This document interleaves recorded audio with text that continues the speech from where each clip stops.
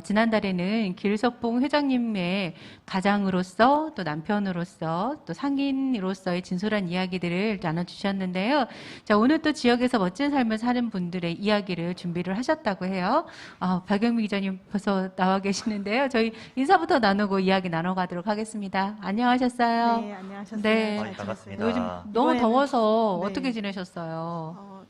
더위와 싸우면서 지내고 있는데요. 근데 저보다 더 더운 곳을 더 이렇게 더위와 싸우면서 계시는 시장을 직접 갔다 왔는데 이번에는 신영시장이라고 아시죠? 네네. 네, 군산 신영시장에 개화도 수산을 운영하시는 송희연 사장님을 만나 뵙고 왔는데 네. 초복 다음 날 찾아갔어요. 근데 그 시장 안에서는 거의 선풍기 하나로 의지해서 이 여름을 보내고 계시더라고요. 그래서 근데 딱 제가 갔는데 작은 평상이 있는데 한사코 이 자리에 앉으라고 하더라고요. 이제 네. 구석으로. 그래서 이 자리 더 좋은 자리에 앉는다고 했더니 이 자리에 선풍기 바람이 오니까 이 자리에 앉으라고 그러시더라고요. 이렇게 좁은 공간, 한 평도 안 되는 공간이거든요. 네.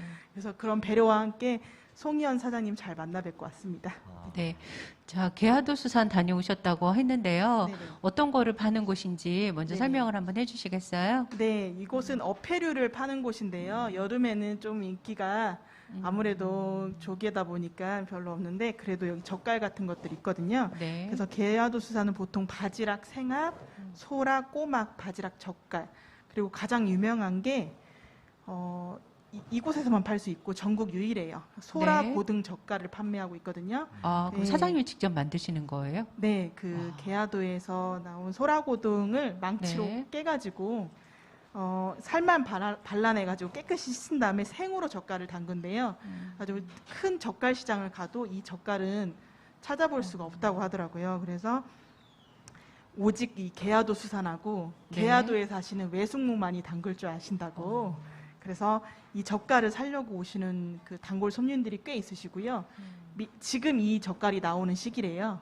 지금요? 예, 여름에 오. 소라고등을 잡아서 네, 그때 바로 잡는- 젓갈을 예, 담는 거군요. 네, 그래서 매일 아침에 개화도에서 싱싱한 어패류를 가지고 와서 여름에 이 작업을 많이 하신다고 하셨습니다. 사실 신영시장에 어패류 파는 곳이 많지는 않잖아요. 네. 네. 거의 이곳이 유일한 것 같은데. 네, 맞아요. 어패류 쪽은요. 네.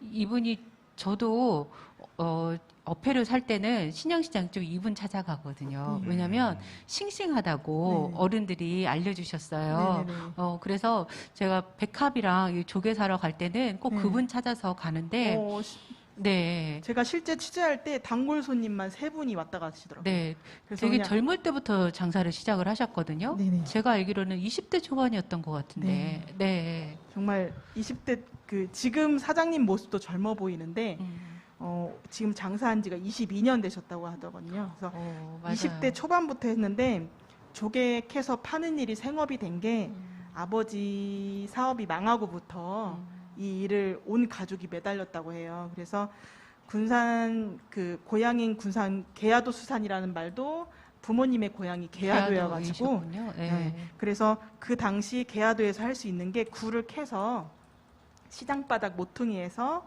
지금까지 상점이 없었고요.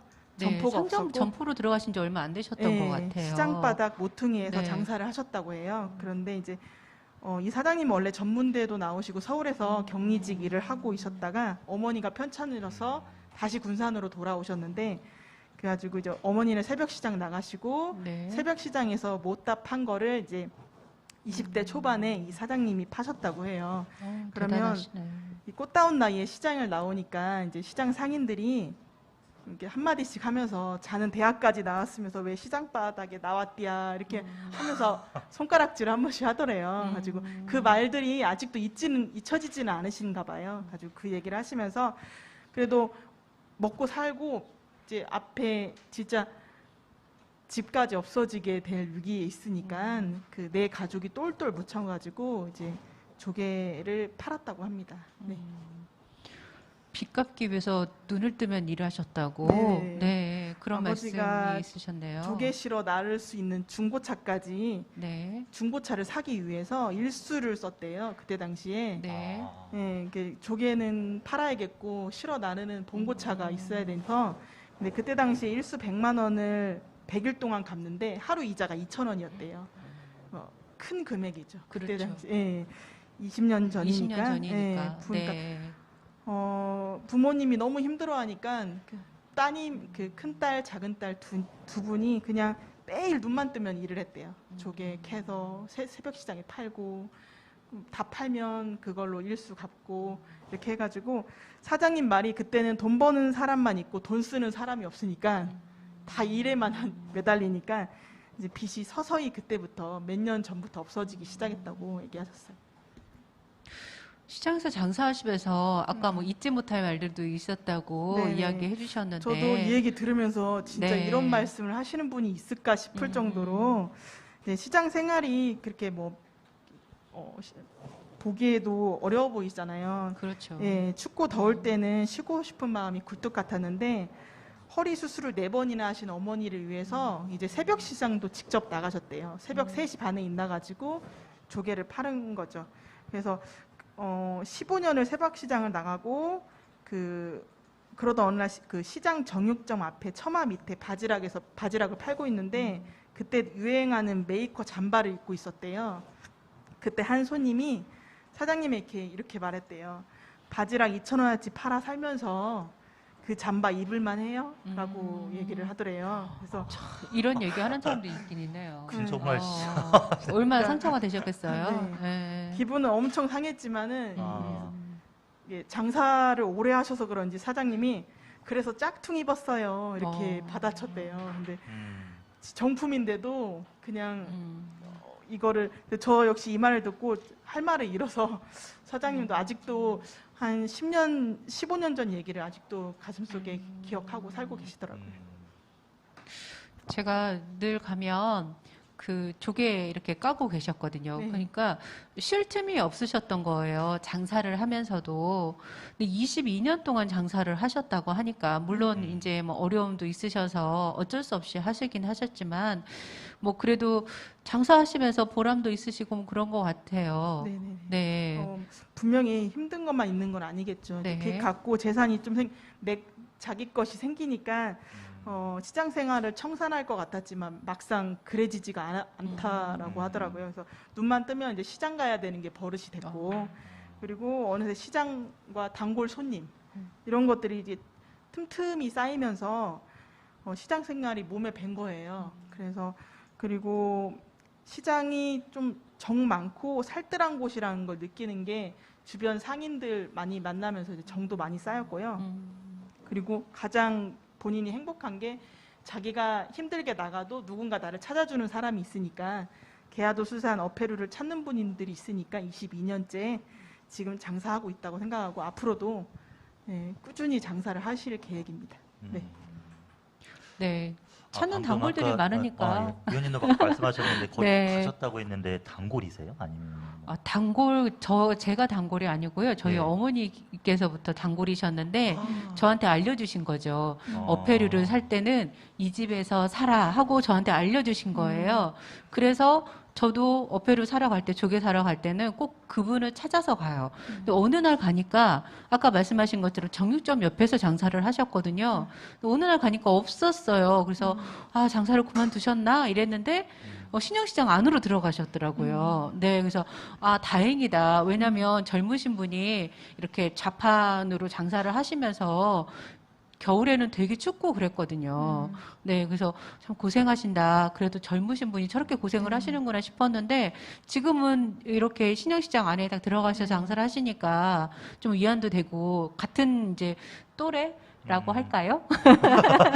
비슷한 나이에 그죠. 네, 이런 생각이 참 들었었고요. 요즘 이분께서 신영시장 총무일을 또 보신다면서요. 네. 그 바쁜 와중에서도 이렇게 젊으신 사장님이 네. 어떻게 보면 신영시장의 그 평균 연령대를 확 낮추셨죠. 네, 오셔가지고. 제일 젊으신 것 같더라고요. 네. 지금 신영시장이 좀 3년 전부터 새바람이 불고 있어요. 그 시장을 살리기 위해서 3명이 똘똘 뭉쳐가지고 네. 지금 너무 왕성하게 활동하고 계신데 그 주인공이 상인의 그 밤대추상의 송기섭 회장님하고 네. 그리고 나들이 떡집이라고도 아시죠? 여기 네, 나들이 네. 떡집 전태우 감사님 그리고 오늘 주인공 송희연 총무님이 3명이서 80개 점포의 신영시장을 살리기 위해서 마치 어벤져스처럼 활동하고 네. 계시거든요. 뭐 상인들이 뭐 개보수 해야 될 거 있으면은 감사님이 직접 하셔가지고 내일처럼 고쳐주시고, 그리고 어버이날 복날 맞아서 도시락과 뭐 삼계탕 준비도 하고요. 네. 예전에는 이런 것들이 없었는데 이 세 분이 맡고 나서부터 좀 시정시장을 좀 활성화시키기 위해서 노력하고 있다고 해요.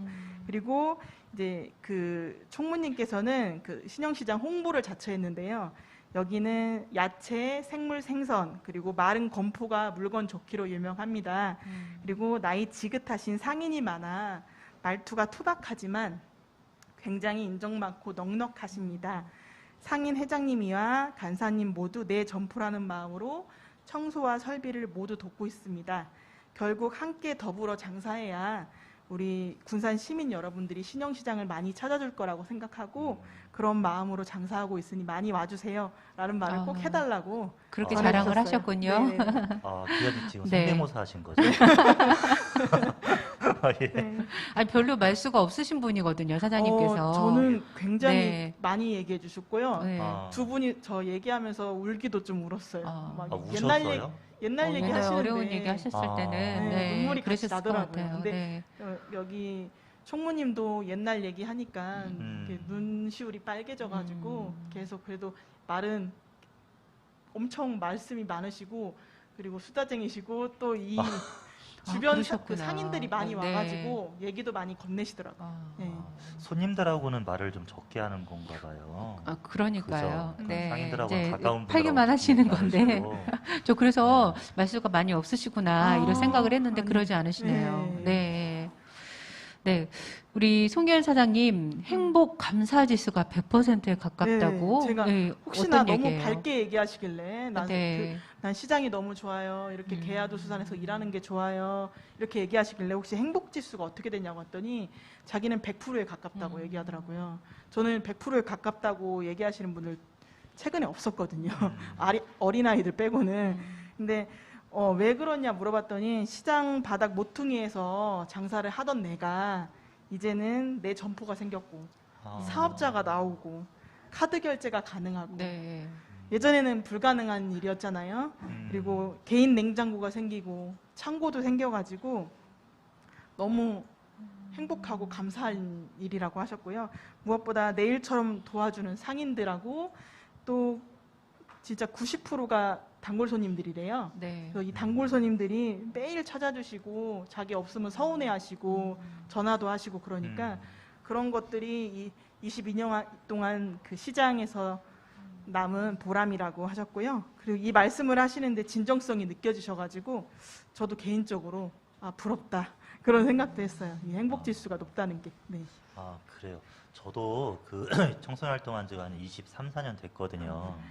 하는데 오늘 영미 인생가게 이거 보면서 듣고 네. 보면서 아, 일은 참 재밌게 하려는 게 이게 오래 일할 수 있는 거구나. 맞아요. 즐겁게. 네. 그러니까 눈을 뜨고 힘들거든요. 사는 것 자체가. 근데 위원님은 안 힘드세요? 아침 눈 뜨면? 아, 저는 아직은 안 힘들어요. 왜 그러세요? 아니, 왜냐면 어. 이제 다른 게 그런 게 아니고요. 어, 사실은 코로나 때문에 우리가 뭔가 이제 해야 될 일들이 스톱이 되긴 했지만 그래도 내가 해야 될 뭔가가 있다고 생각이 드니까 네, 아침에 눈 뜨는 게 그렇게 힘들지는 않는 것 같아요. 저는 사실 지금 하고 있는 일이 제가 했던 일보다 새로운 일들을 하고 있잖아요. 뭐 저도 방송은 21년 동안 방송을 했었었는데 방송 21년 이후에 제가 지금 새로운 일을 2년째 하고 있는데요. 이 2년째 하고 있는 일들이 굉장히 다이나믹해요. 그래서 이 일이 이제 힘들기도 하지만 오늘은 또 어떤 일을 뭔가를 할까라는 기대가 있어서 네 그래서 좀 행복한 것 같거든요. 근데 사실은 저 말고도 제가 그 우리 영미의 인생가게 이렇게 취재해갖고 오신 영상들을 미리 보거나 보면 그런 생각이 들어요. 오랫동안 한 일을 하시는 게 쉽지는 않거든요. 아까 23년 이상 하셨다고 하고 저도 방송을 20년 이상 해봤는데 쉽진 않지만 그래도 그렇게 오래 했다는 거에 뿌듯함이 있거든요. 그러니까 아마 이분도 그러실 것 같아요. 네. 맞습니다. 그러니까 그 일을 하면서 뭐 제가 드리고 싶은 말은 힘든데도 불구하고 감사하고 행복한 일들이 항상 있는 거거든요. 그러니까 저 같은 사람은 청소년들을 만나면 되게 좋아요. 이렇게 네. 그리고 가슴도 늘 또 설레기도 새로운 하고, 예, 청소년들을 가슴도 또 만나게 설레이고 되니까. 네. 가슴 설레이고 뛴다는 게 변태라서 그런 게 아니고요. 만나면 네, 되게 좋거든요. 좋고 뭘 해주고 싶은 마음이 큰데 그 마음 때문에 지금까지 온 것 같아요. 근데 문제는 나이를 자꾸 먹다 보니까 이렇게 청소년이나 청년들보다는 나이 많으신 분들, 뭐 이렇게 유선주 의원님 같은 우리 누님 같은 분들 이런 분들 자꾸 만나기 시작해가지고 아까부터 자꾸 누님이라고 해가지고요. 아, 농담입니다. 제가 좀 슬프려고 했어요. 만나는 분들도 있는데 네. 하여튼 그 일조차도 청소년 청년들과 관계된 일이기 때문에 나름 감사하게 하고 네. 있습니다. 유선주 의원님 만날 때 너무 좋아요. 좋고. 자, 의원님은 오늘 네. 어떠셨어요? 우리 젓갈 여기 써 있어가지고 한마디 해야 하거든요. 지금. 제가 마무리 잘. 어떠셨어요? 네. 저도 네. 지금 이제 기자직을 한 지 이제 한 15년째 되고 있는데요. 한결같이 해야 되겠다는 생각도 하고요. 또 잘한 일을 더 잘해야겠다. 잘하는 일을 더 맞아요. 잘해야겠다. 네. 이런 생각을 하고 나중에 20년 지나서 다시 신영시장 찾아갔을 때 이분이 계셨으면은 매년 가겠지만 20년이 뒤에 또 다시 한번 취재하고 싶은 생각도 생겼습니다. 네, 그래요. 감사합니다. 예, 네. 하여튼 고맙습니다 오늘. 네.